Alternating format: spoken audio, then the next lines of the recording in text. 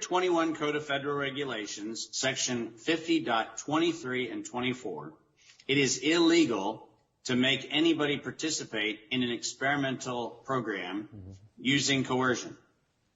That is, in fact, how in U.S. law, we actually embraced in U.S. law the Nuremburg Code. So coercion is illegal, and we need to call it coercion. We don't want to call it leverage. We don't want to call it pressure. We want to call it the illegal act that it is. It's coercion. And that becomes important because under 18 U.S. Code, section 2331, and then subsection 802, inside of the definition of domestic terrorism is any time a U.S. citizen or a government in the U.S. is forced to do something that it would not otherwise do. That's also not only coercion, but domestic terrorism. Now, this conversation and every other conversation, I encourage people to, in fact, take those two laws, and when they are met with somebody telling them they're supposed to get the shot, actually ask the person and record this. Use your phone, use a recording device, record the conversation, and ask if they are in fact violating 21 Code of Federal Regulations, section 50.23 and 24. Are you interested in doing a civil violation of the law? And if they say yes, they're cool with that, then say, are you willing to violate 18 U.S. Code section 2331, which says that it is illegal to coerce a population, and that is a felony, and the felony has a 99-year prison term with it. Wow. And so here's the problem. We need to arm ourselves as a big community to not only do what we've done, and by the way, kudos to everyone who has done the resistance up until now, but now we have to arm ourselves with the very weapons they're using and throw them back. I always say the metaphor for me is if somebody throws a hand grenade at you, pick it up, pull the pin out, and throw it back. They've given you a hand grenade, use it.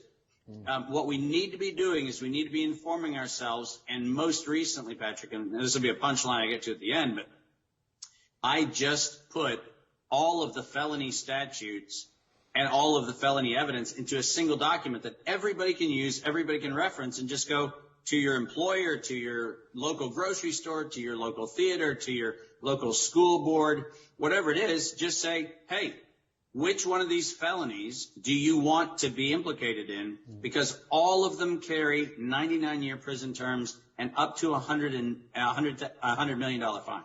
So, and that's $100 million fine for an institution. So it's actually a big deterrent. And as we have been manipulated and coerced as a population, we now need to actually take the offensive position and say, stand up, be informed, and provide the 8 felony counts that you can ask any employer, any business, anybody who's trying to push the mandate, which one of these felonies do you want to now be liable for? That's brilliant. And I like the idea of going on the offense. You know, I mentioned earlier, I think our last line of defense, or one of our last line of defense, are going to be the courts. You know, we got to get away from the executive branch. You know, we're very dysfunctional in our legislative branch. But the courts, you know, shooting down the mandate, you know, the Biden mandates, et cetera, I think they are our last line of defense. I'm always, you see me smile or kind of chuckle as you're quoting line and verse on these statutes. You know, it's like, you know, how you have all this stuff in your brain is amazing to me. Is there a way that people can get access to the documents you described? Well, there you go. I feel like I just entrapped you because I told you there is a thing. It turns out if you go to either of my websites, fullyliveacademy.com, that's Fully Live Academy, all one word, fullyliveacademy.com, or davidmartin.world. If you go to either of those two and click on the Attorney General link, what you'll get is actually the criminal indictment template, which has all 8 felony counts that are actually listed right there. And you can download those, as I encouraged people to do yesterday. You can print them off. You can send them certified mail to your U.S. attorneys, to attorneys general in your state, to elected officials in your state, to school boards, to anybody who's doing a mandate, and say, you are now on notice of felony violations. And guess what? Like you just said, the courts are, in fact, going to ultimately deal with this issue And if you have gathered evidence in your own coercion, in your own manipulation of the things that have been foisted upon you, you will actually be part of the class that one day recovers those damages. So I say stand firm, inform yourself, get evidence, and take action.